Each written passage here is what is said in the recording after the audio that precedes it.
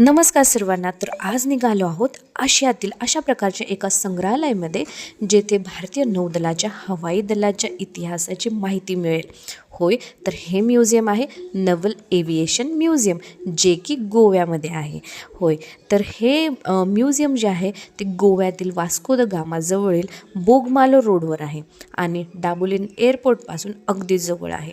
तर हे म्युझियम जे आहे ते बघण्यामागचं कारण असं की आमचा मुलगा जो आहे ना, अर्णव, याला ना एअरक्राफ्ट, एरोप्लेन याबद्दल ना खूप इंटरेस्ट आहे आणि त्याला ह्या सर्व गोष्टी बघण्याची देखील खूप इच्छा होती.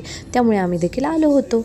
चला तर आपण देखील बघूया हे म्युझियम कसं आहे ते. तर हे आहे, एंट्री करण्यासाठी तिकीट्स वगैरे आपल्याला काढावे लागतील. तर या ठिकाणी ना 150 रुपये अडल्टसाठी आणि त्याच्यानंतर 70 रुपये किंवा 50 रुपये अशा प्रकारचं ना किड्ससाठी अशा प्रकारे तिकीट होतं.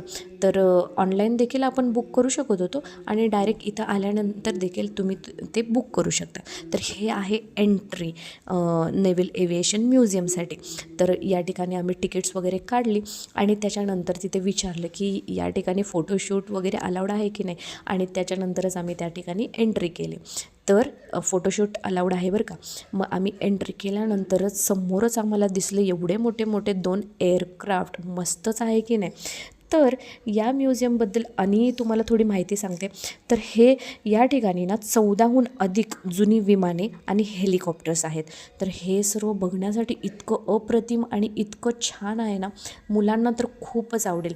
आणि आपण तसं गोव्यामध्ये बीचेस बघतो, इकडे तिकडे बऱ्याच गोष्टी बघतो, पण हे बघणं तर अतिशय अतिशय सुंदर आहे आणि या ठिकाणी तुमचा पूर्ण दिवस इतका छान जाईल ना. तर आम्ही देखील हे बघत होतो आणि आतमध्ये देखील इतकं सुंदर गार्डन देखील केलेलं होतं. तर या गार्डनमध्ये हे सर्व एअरक्राफ्ट्स त्यांनी एक एक करून असे ठेवले होते आणि किती सुंदर आहे ना. तर हे म्युझियमची स्थापना ना 12 ऑक्टोबर 1998 साली झाली आणि इतके दिवस आपल्याला माहीत देखील नव्हतं की इथे म्युझियम आहे म्हणून. आम्ही 2 ते 3 वेळा गोव्याला येऊन गेलो, पण आम्हाला माहीत नव्हतं. यावेळेस आम्ही रिसर्च करून सर्व हिडन प्लेसेस ज्या आहेत त्या सर्च केल्या आणि त्यामध्ये आम्हाला हे म्युझियम देखील भेटलं. आम्ही ज्या ठिकाणी थांबलो होतो त्या ठिकाणावरून हे जवळजवळ 20 ते 25 किलोमीटर होतं, तरी देखील आम्ही म्हटलं की नाही, जायचंच आपल्याला. तर आम्ही इथं गेलो होतो. All over the world, the standard of modern has accommodation for 8 or 11 passengers. The May 1955 and तो प्रत्येक ठिकाणी जाऊन ना ते रीड करत होता आणि प्रत्येकाची माहिती घेत होता. तर हे अशा प्रकारचं एअरक्राफ्टचं म्युझियम आहे आणि या ठिकाणी बॉम्ब, त्याच्यानंतर हे छोटे छोटे मिनिएचरसुद्धा आहे, त्याच्यानंतर वेगवेगळे प्रकारचे हेलिकॉप्टर आहे. और तुम्हाला ती गॅलरी दिसते का, ती बिल्डिंग छोटीशी, तर ती बिल्डिंग आहे ना INS विराट या विमानवाहू नौकेच्या आतील भागाप्रमाणे ना डिझाईन केलेली आहे.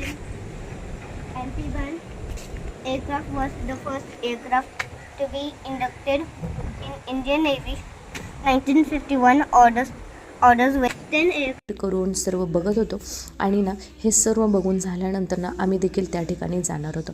तर हे एअरक्राफ्ट काही काही आहे ना या ठिकाणी आपल्याला एंट्री करण्यासारखे देखील होते. तर आतमध्ये जाऊन ते कसं असतं, कॉकपीट वगैरे सर्व आम्ही बघत होतो. तर हे बॉम्ब वगैरे सर्व काही त्या गॅलरीमध्ये आहे आणि हे गॅलरीच्या वरतून आहे नजारा.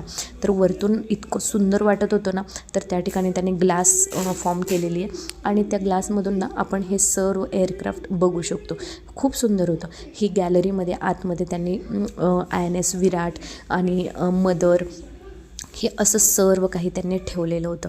तर हे बघून आम्हाला खूप छान वाटलं आणि हे सर्व इतकं छान होतं ना, म्हणजे आणि हे रीड करण्यासाठी तर इतकं सगळं होतं, इतकी माहिती तिथे होती, बापरे बाप, खूपच छान होतं. आणि ना खरंच आश्चर्य करण्यासारख्या गोष्टी आहेत की एक एक छोट्या छोट्या गोष्टींचा इतका विचार करून या ठिकाणी बनवलं आहे. आणि या ठिकाणचं तर हे एअरक्राफ्टबद्दल, प्रत्येक एअरक्राफ्टबद्दल ना माहिती दिलेली होती आणि हे बघून तर इतकं छान वाटलं ना आम्हाला. असं वाटत होतं की ते त्यातलं एक घेऊन जावं घरी, पण ते शक्य नव्हतं. पण अर्णवला तर हे बघून इतकं आवडलं, काय सांगायला नको. तर हे बघण्यासारखं आहे खरंच बरं का, आणि बघायला तर नक्कीच पाहिजे. जे कोणी तुम्ही गोव्याला जाणार असेल तर हे म्युझियम बघायला अगदी विसरू नका बरं का. खूप सुंदर आहे, अप्रतिम आहे. आणि ना या ठिकाणी आल्यानंतर आपल्याला फील होतं की होय, आपण भारतीय आहोत आणि किती छान हे सर्व आहे. आणि या ठिकाणी ना एक कॉर्नर बनवला होता आणि या ठिकाणी जे जे शहीद झालेले आहे ना आत्तापर्यंतचे, त्यांची सर्वांची नावे या ठिकाणी लिस्ट केली होती आणि किती सुंदर त्यांनी ते बनवलेलं होतं. म्हणजे हे देखील आम्हाला विचार करण्याच्या पलीकडची गोष्ट होती. तर खूप छान, आम्हाला हे खूप आवडलं. त्यानंतर हे बॉम्ब वगैरे आणि त्याबद्दलची सर्व माहिती या ठिकाणी दिलेली होती. त्याची हिस्ट्री, कोणी बनवलं, कसं बनवलं आहे, त्याचं वजन किती आहे आणि कशासाठी वापरलं होतं किंवा कशासाठी हे वापरलं जातं. तर हे असं सर्व काही या ठिकाणी ना माहिती दिलेली होती.